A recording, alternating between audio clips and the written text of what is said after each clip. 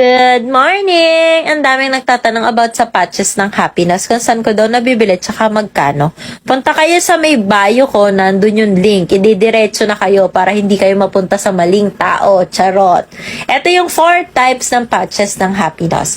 First is itong virus protection. Ginagamit namin to kapag lalabas kami. Additional protection sa mga viruses like COVID. Ayan. Ang price nito is 350 pesos for 6 pieces. 12 hours yung itinatagal niya. Inilalagay lang namin siya sa mask. Pero kapag kunyari lumabas kami tapos wala pa naman 12 hours, inilalagay naman namin siya after sa electric fan or sa aircon. O, diba? Tipid. Charot. Next naman is etong Detox PM 2.5. Gamit namin to kapag ka lang may nagsisigado sa harap, kapag kayong mausok, ganun. Kaya bihira lang namin tong gamitin. Price naman nito is 249 pesos for 4 pieces. Ayan, pwede din siya sa damit, sa aircon, sa electric fan, or sa mask. And then next naman is etong organic onion sticker or yung original nila. Ayan, price niya is same sa may virus protection. 350 pesos for 6 pieces. Ayan, pwede lang din siya sa damit, sa aircon, sa electric fan. Gamit namin to kapag pasimula pa lang yung sipon, kapag kayo nag-a-atching-atching pa lang. Sa nagtatanong kung pwede siya sa newborn, yes, pwede siya for all ages. Next naman is etong last, yung antibac. Ginagamit naman namin to kapag medyo malala na yung sipon, tsaka may kasama ng ubo. Same din ang price, 350 pesos for 6 pieces. Ayan, ganun lang din, lagay sa damit, sa aircon, sa electric fan, and sa mask. Ang bango talaga nito. Ito nga pala yung mga ingredients nila. Same lang naman sila, mayroong onion, eucalyptus, peppermint, and lavender. Naiiba lang sa mga additional. Etong sa may detox, may kasamang clove, sa virus, may kasamang turmeric, sa may antibac, may kasama naman tea tree oil, sa may onion, sa may organic, walang kasama, since siya naman yung original. Ayan, ipakita ko na lang din sa inyo yung laman. Mag-open tayo ng sample. Open tayo nitong organic onion sticker. Ayan, ganito yung itsura niya. Ayan, isang peraso lang yung laman niya. O, diba ang cute? Kaya tuwan-tuwa din talaga si Gio dito eh. Sa sobrang tuwa niya, nauubos niya yung isang box sa isang araw lang. O, diba ang gastos? Diyos ko po.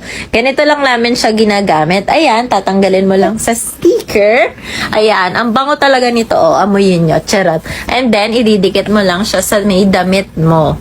Ayan. Amoy na amoy mo yan kahit nandyan lang sa damit mo. At ang bango niya, hindi siya masakit sa ilong.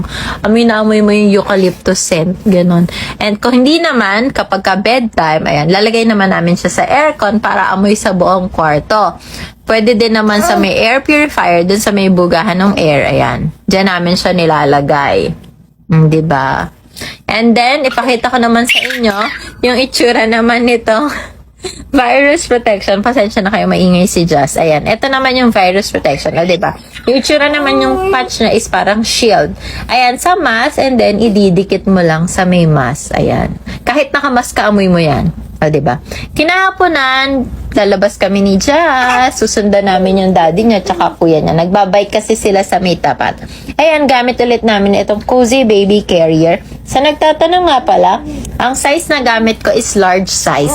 Pero sa tingin ko, dapat sa akin extra large. Pero carry na din, confident naman yung large. Tingin ko lang, mas okay.